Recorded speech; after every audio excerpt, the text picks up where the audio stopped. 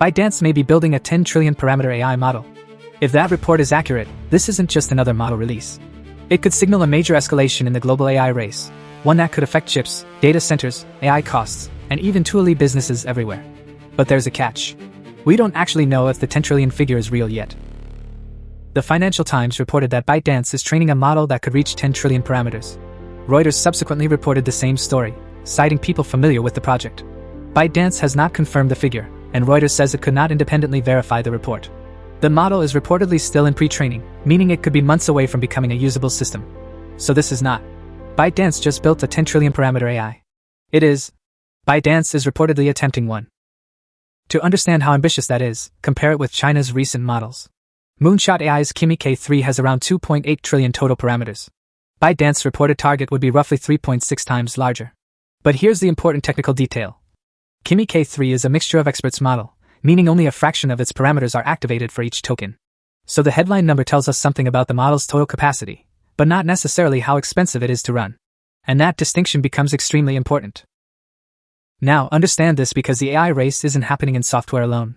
Frontier AI requires enormous amounts of compute, advanced chips, HBM memory, networking, data center capacity, and electricity. If ByteDance really is moving toward a model of this scale, it suggests Chinese AI companies aren't limiting themselves to the strategy of getting more performance from smaller models. They're also preparing to compete through massive-scale training. For the United States, that means the AI infrastructure race could become even more intense. But here's where things get interesting. The winner won't necessarily be whoever builds the biggest model. It could be whoever gets the most useful intelligence per dollar of compute. Let's imagine two models. One is enormously powerful, but costs 10 times more to run. The other is slightly less capable but costs a fraction as much. For most businesses, the cheaper model could be far more valuable.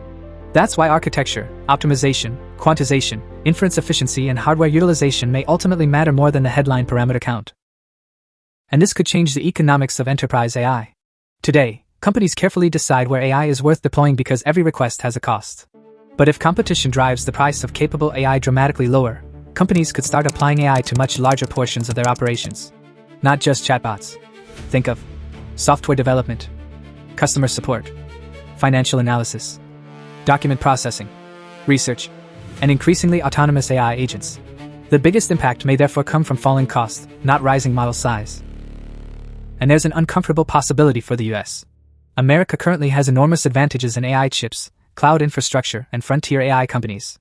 But if Chinese companies learn to extract significantly more capability from each dollar of compute, then simply having access to more hardware may become a less decisive advantage. The competition starts shifting from who has the most compute to who gets the most intelligence from the compute they have. But we need to keep this in perspective. The 10 trillion parameter figure is still unconfirmed. We don't know the final size. We don't know how many parameters would be active. We don't know the training cost. And we don't know whether the resulting model would actually outperform smaller frontier systems. So the number itself isn't the story. What ByteDance can actually do with that scale is. Because if ByteDance succeeds, the most important number won't be 10 trillion. It will be something businesses can actually understand.